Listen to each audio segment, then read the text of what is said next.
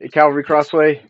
Hi, It has been a while since we have been on, been a minute. and it feels a bit like not much has changed. Yeah. No, that was one thing we were talking about before we went live was just the fact that it's been probably over 6 months since we actually did a Josh and Priscilla live. I know you guys have missed us, but don't worry, we're back for tonight. Um, but it's I don't know. I was like, so what were the things we were wondering last time we were live? And it was like, well, our kids in school. Well, that's what we're still wondering. Um, like, are we going to be shut down again?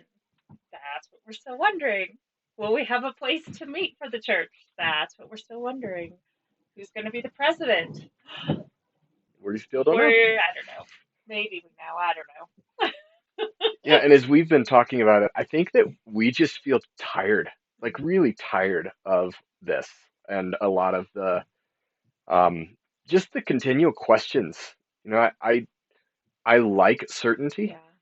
and there has definitely not been a whole lot of certainty Yeah, and through I think this. it gets discouraging too. Just, we got an email today. DCSD is going remote after Thanksgiving, and just knowing that doesn't work well with our family. It doesn't work well with our kiddos who specifically have learning needs, and so it's just seems heavy, seems discouraging. Feel a bit worn thin because I feel like we've been running this race now for 8 months. Yeah, and it does. It feels tiring. Yeah.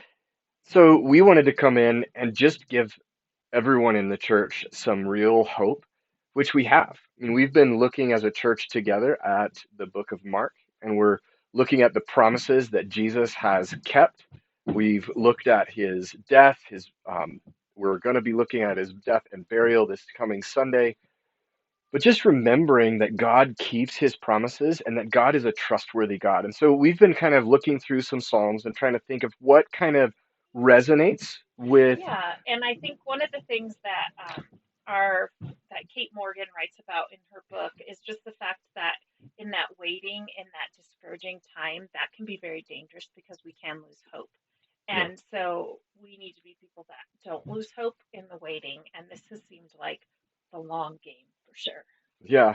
So we kind of were looking through Psalms, and when I'm looking for a Psalm when I'm struggling and I don't know exactly what to pray, or maybe I'm anxious, I love to be able to get into the Psalms and read through them and then find one that just resonates with my heart and pray that Psalm. And this has been one that, as we were working through this afternoon, that we began to pray, and it says this in Psalm, this is Psalm 62.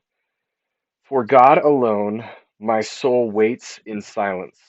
From him comes my salvation. He alone is my rock and my salvation, my fortress. I shall not be greatly shaken.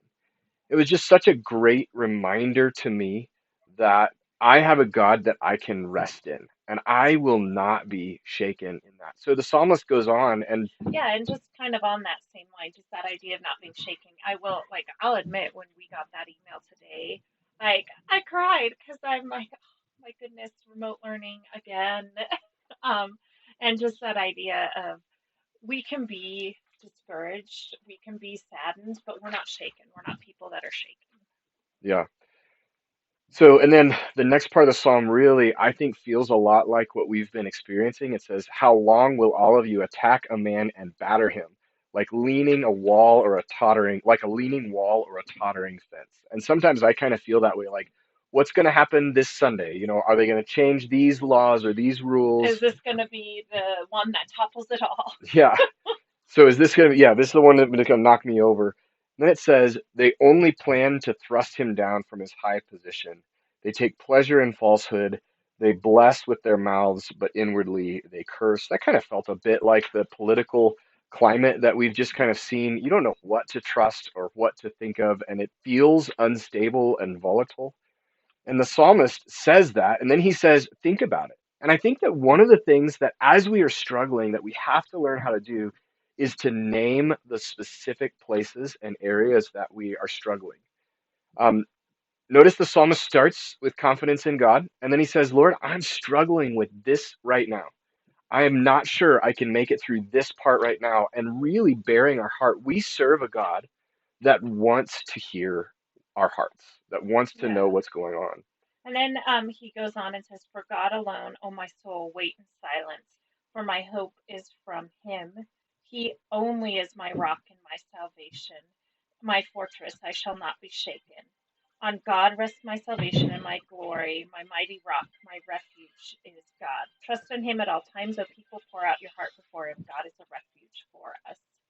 And that idea of just we're waiting in silence. We've got something that's singing to us.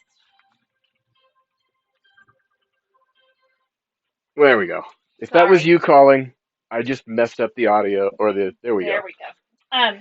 No, but that idea of waiting in silence for God and recognizing that He is our fortress.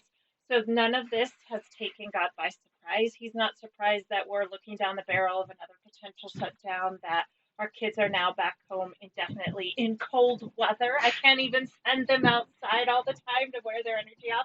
They're actually riding rollerblades upstairs because they have lots of energy. And we're letting them. But it's just kind of that we're waiting, and you know, I don't know. I don't know that in 6 months, what will it look like? Will it be any different? I don't know. Yeah, and I think it's interesting to be able to look at this psalm and recognize that the psalmist repeats himself. And that's another thing that we need to remind ourselves of is to continue to rest in the hope that we find in God. And we may, next week feel like, man, it just doesn't resonate the same or that. And remember, this is who our God is. It's his very character to uphold us, to not let us topple over or tip over. Another psalm that we looked at and thought Yeah. about says, when I thought my foot would slip, you, O Lord, held me up. And then the one that I liked was when my heart is overwhelmed, lead me to the rock that's higher than me. Just that fact that, um, yeah, I kind of feel like 2020 can be a bit overwhelming. 2020 is a bit much. Yeah, and we often feel like I just can't do another one. And I think that as we do that, there's some ways that we begin to act that is a little bit dangerous. When I get overwhelmed, I do one of two things. I unplug, so I just say, "That's it. I've got no more. I'm done." That's what I do. Yes, Just you sit in my closet. literally. I have found her in the closet. Um, like, what are you doing? Like there are Quiet. children. It's not quiet in the rest of the house.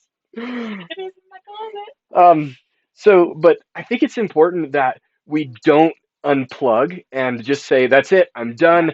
I'm over all of this Or stuff." just then pretend it's not happening. Yeah, That's another thing. It's just like, whatever. It's not real. It's not happening. yeah. The reality is, no matter how severe you feel this COVID-19 pandemic is, or where you land on that spectrum, there are people that are getting sick. There are people that are getting really sick, and we need to think about and love others as we kind of go through those things instead of just unplugging. We have to be able to think about others, but at the same time, we cannot. If you're fearful and struggling, then that's a place that you need to come to the Word and make some wise choices for your family. Um, you know, Yeah. there are some people in our church who have recently said, "Hey, I'm not sure that we can be there for the weekly gatherings because the COVID is upticking and we have a child that isn't healthy, or we're about to have children, or something like that." Those things are going on. And I think it's important that when you begin to make a choice like that, to talk to other people. I've had a number of you guys come to me and say, "Hey, Pastor, I'm not going to be able to be involved in this, or I'm a little bit nervous in that." You've got to do that. And I And want to promise you communicate where this. you're at and listen. So Yeah, don't just communicate where you're at, because that's what I feel like a lot of people do is we say a whole lot about what we're thinking. We type a whole lot about what we're thinking, and we don't listen. So we need to listen and recognize we might land in totally different spectrums, and then we need to offer grace and respect each other when you land on two sides of the issue. yeah, and really love people well. Jose, when he talked to our church about this in our first service in the Sandlot, was really good about it. Just Yeah. talk to someone, ask them, "Hey, what are you comfortable with?" And Do you want me to wear a mask? Do you not want me to wear a mask? if someone's not comfortable meeting in person now as things continue to tick up, then I know you may not want to get into the Zoom again. Look at a screen. Love people well. Don't unplug from that and be creative. as you do this as well. Um, And stay engaged. So um, don't. I mean, we spoke a lot about this back in March, and I think the same thing still applies. Um, if you're not comfortable in person, then do the live stream for church or um, meet with somebody virtually to do a Bible study or stay accountable. We have to stay engaged. This isn't time to disconnect. And then if you are comfortable in person and you're in person, then be engaged and encourage the body that's there in person. We all need to stay engaged because I think everybody's wearing thin. This has been the long haul. This has been 8 months to 2 weeks to flatten the curve. well, and the reality is, as we begin to wear thin, our patience with others also begins to wear thin.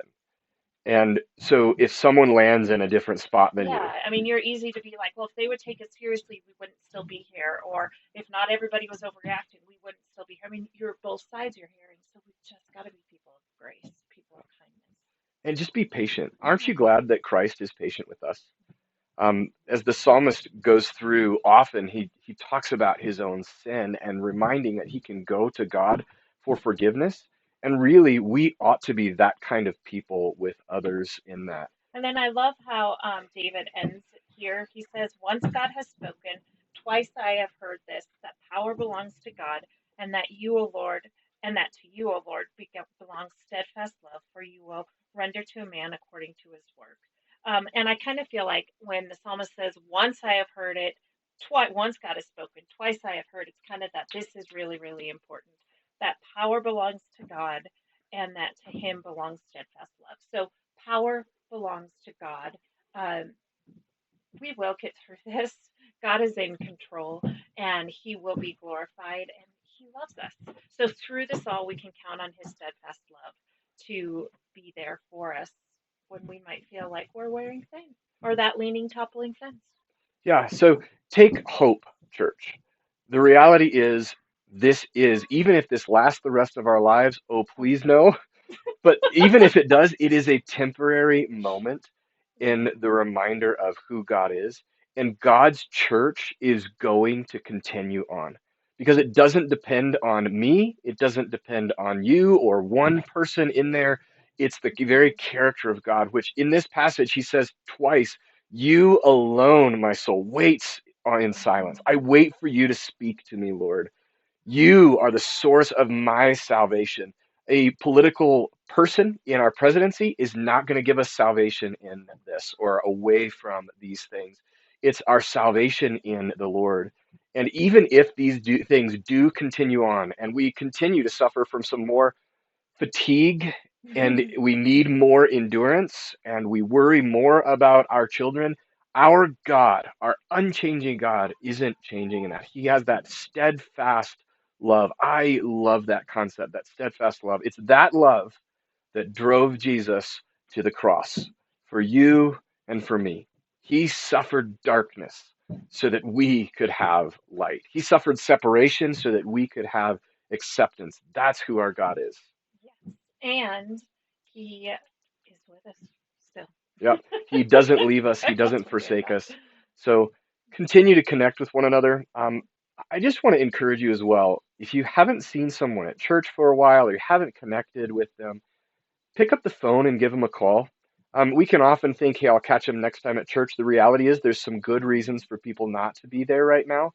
Give them a call, love on them, tell them you miss them, encourage people, especially as you're looking at some of our widows or some of the singles in our church, or maybe elderly couples. Give those people a call and love them well in that. Yep. And we'll see you Sunday and stay encouraged, Calvary. Stay encouraged. All right, we love you guys. Bye.